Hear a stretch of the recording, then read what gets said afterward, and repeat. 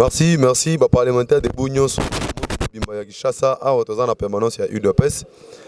Ngai Nazan Negonabino, président parlement debout les héritiers, président Théo Ebele Binga Lionel Messi.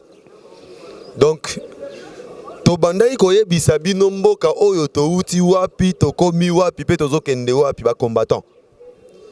Les Rolers Tozolo Banabino, président Félix Tshisekedi a terminé la matinée à Zolo Baboye. Nous avons deux alliés. Nous avons la communauté internationale et nous avons Dieu. Avec de tels alliés, tu peux échouer et bien les bachaki batembe. Et Tozo y en a parlé, formol. Les lots Tozo Loba, yo qui mène n'enga leli. Combattant Tozo Loba, actualité politique et ça qui toko. Les lots Tozo Loba, combien bakomi kuna na Champs-Élysées, 4 présidentes. Kagame azala ikunat. Joao Lorenzo azala ikunat. Toya bisibino awa lelo kambila ye wana tweeté o soki ba meki awa guerre kokota ti na région no sur Grand Lac ti na musika kuna toya bisi bango awa bango ba mataba kitaba sa nini bazo kende ce sont des médiocres combattant ko saganate yo muto na Kinshasa Luka Somba Masangu Somba mwa manyoko evana na ndako awa ngana yebisaka bino makambo bozomona ngo aventure na yebisi bino Kabila ye wana ba jour comme compté début ya mois de juin car ndenge na annoncaki bino une grande réunion na niveau ya Ngola kuna tunanga makambo ni koleka na lobato na lobate wala ozolo baka loba na koloba awa place aux alines dimana nous IDPS viva merci pour Ndimi kuna na Ngola na début ya juin tous les 9 présidents ya ba pays frontaliers na biso ba ozala na Ngolé pas Joao Lorenzo bazo kende kosala nini combattant ba honorable boye ba ke ordre CPS mis déjà na niveau Maison Blanche Joao Lorenzo azali nouveau gendarme aux États-Unis azo pesa confiance Kagame Chaki Tembe ye wana ke kune pas Macron oh non nous sommes en étroite collaboration Nande konanga Joao Lorenzo pour mettre fin à la crise politique en RDC. Cheo Kitunda a convoqué 3 ambassadeurs na Rotanga, il y a France, il y a Angola, na ya Rwanda. O binoboya ao. Ba propos ya Macron ezandenge nini. Propos nini Macron azalaki clair. Claire Basoloina Paul Kagame. À lobby, la France soutient à 100% l'initiative entreprise par l'Angola et le Rwanda pour mettre fin à la crise politique en RDC. Si koyo eloko ni nezo tombo kisa Kabila awa, initiative vango bazui entre ces pays, initiative vango eza nini. Yango nazo yebisa bino awa makambo na lobaki lobby munoko na ngai nganga. Initiative oyo ezwami na ba pays wana eza clair combattant. Kabila na moment oyo atazui Congo nyonso na batu nyonso baza na Congo na ba richesse nyonso apesi France to apesi États-Unis muto akoyokela ye azali susu te. C'est clair, la politique a changé. Initiative ezwami déjà. Soki Kabila meko fongola sumbanga. Omonita kimbuta ye wana bokitisa ba drapeau nyonso ba komi Kabila candidat.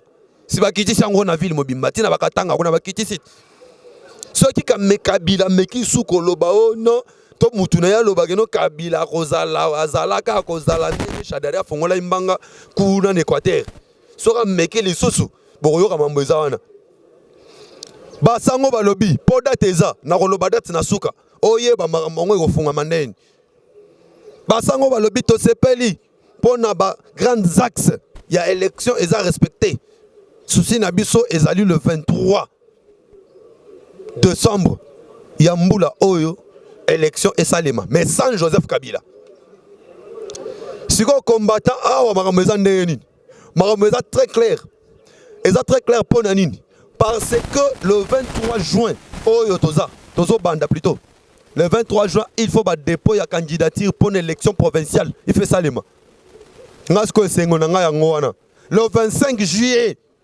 il faut si qu'on dépôt la candidature pour l'élection législative na présidentielle et Salema.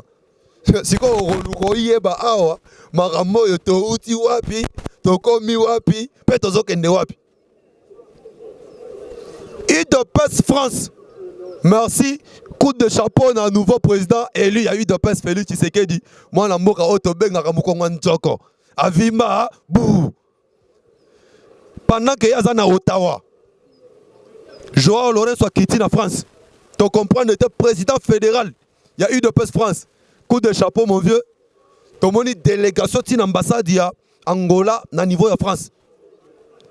Combattant na ebisa bino mambasololi na rolo bango awa na zoloba ba ebisi Joao Lorenzo situation politique économique sociale ya RDC ba la kisie ba betele masolo nyonso ba ebisi offert entendre ba voix na biso et pas président Macron pour na solution na biso Joao Lorenzo a yebi asimi banga isi ba nomboza calme bino boza la calme na solo na Macron bino bo tsaka amateur iboko yoka nini sans Macron, il m'a quasi parole. Alors, je ne suis pas venu ici pour parler un débat sur Kabila, la personne de Kabila, non. Je ne veux pas personnifier les débats.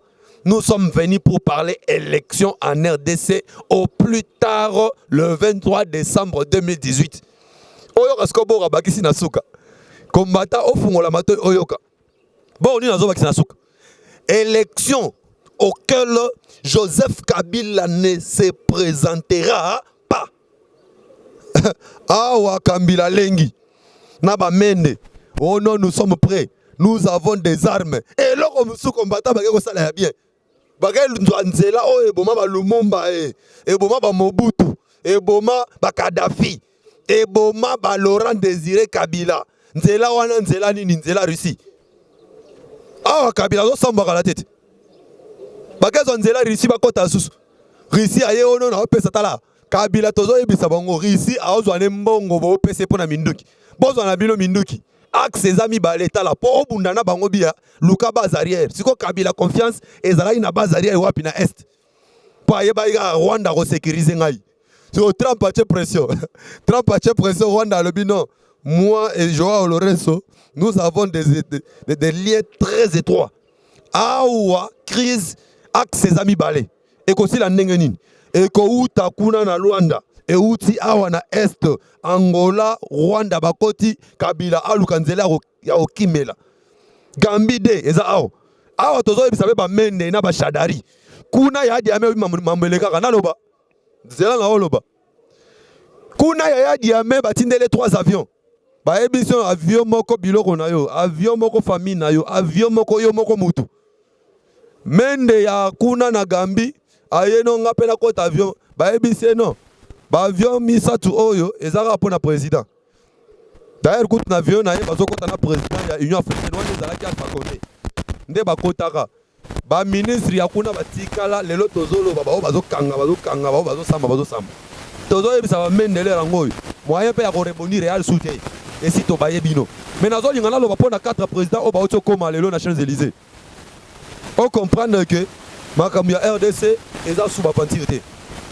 Sassou Nguesso, le lot de la Champs-Élysées. Président Nigérian plutôt. Les lots dans la Champs-Élysées. Avec les 2 présidents que j'ai oubliés. Tozolo il y a Tchad, voilà.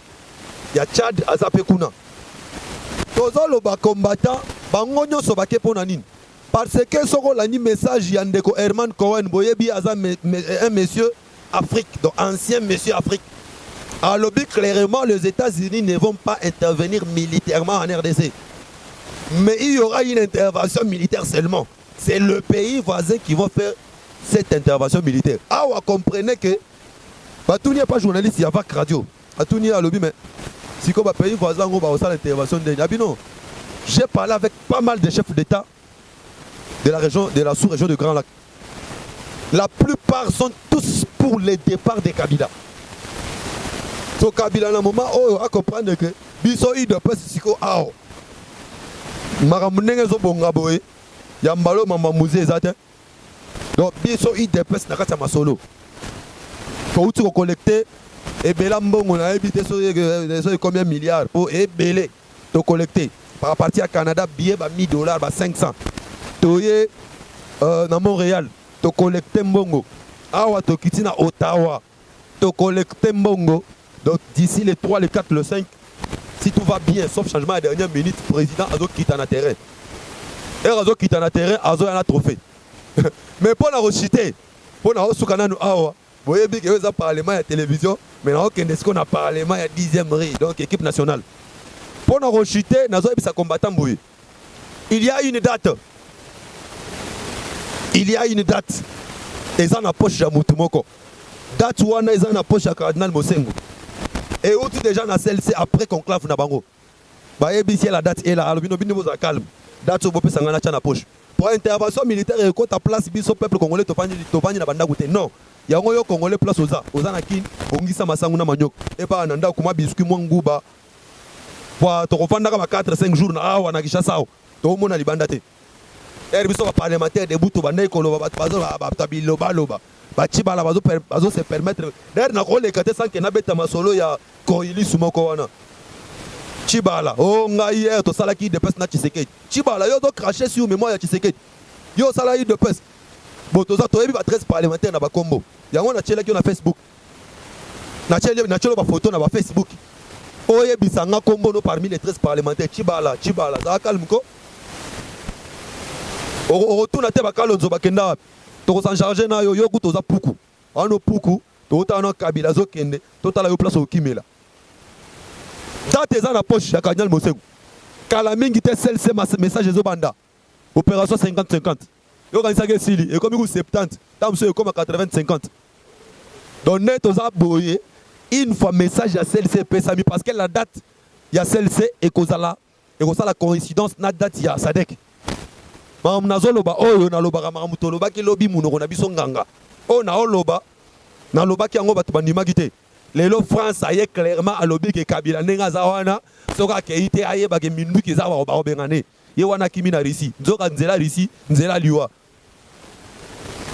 na koloba mingi te to tunika ba question na répondre siko na ndego mende ponga na za mwana mutete la ono tetela ke mafumbe mais mende awasala ki traîtrise alobi wono soki armée wana ekoti awa pays voisin batake ndenge za wana peuple congolais mende ni nango boye ko mende pays biso peuple congolais est-ce que oye tozo informer yo moni bato wana so baye toke yamba bango o mai to pesa ngo bamela o fufu to pesa bango balia ti tozo benga na Kabila donc bosa no mo peuple ni ozo lobela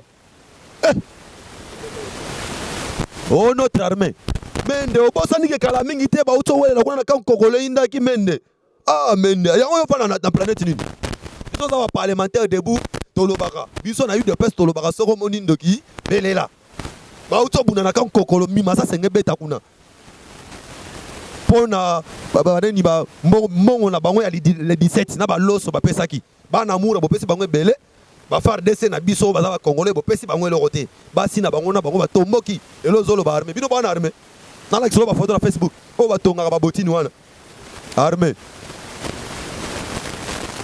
sikoyo na o chité na boy date nazo pesa date précise te pour ba to wana ba se préparer mais nazo ebisa bino boy entre le 30 juillet na le bibi entre le 30 juillet na le 1er juillet, la date est au milieu. Dès que le 25 juillet, dépôt y a candidature pour une élection législative na présidentielle et déposé à mettre, il y aura un appel à marcher. Marche pacifique. Il y a celle-ci. Il y a une déclaration à Souka. On a chuté nango. Genre, le reste, le biboyi. Basseni Kabila a garanti une manifestation pacifique. Liberté wana ezala congolais aye ba réclamer droit na ye pacifiquement. Mais à lobby boye, nous parlons de la RDC sur les élections. Pour même dans le lobby, comment ils peuvent parler de la RDC sans que nous-mêmes nous soyons invités? Mais Mende, il y a un analyste qui a réagi sous anonymat. À Tuni Boye, l'air occidentaux continue à réunion na bango pour faire chuter le régime ya Mobutu. Est-ce qu'ils avaient associé Mobutu na réunion wana? Point d'interrogation. Mende oyebi kozala ki na tawana na Mobutu ba associé ki Mobutu te. C'est ce qui s'est passé. Réunion ezalemi kuna ezali pona kolongola Kabila. Et bongo ba kosangisa su bato Kabila na réunion wana ndenge ni. tozoyebisa bino date ekolansame topesi date entre le 1er juin na le 1er juillet na le 30 juillet soki makambo esimbi biso nyonso na balabala oh nasuki wana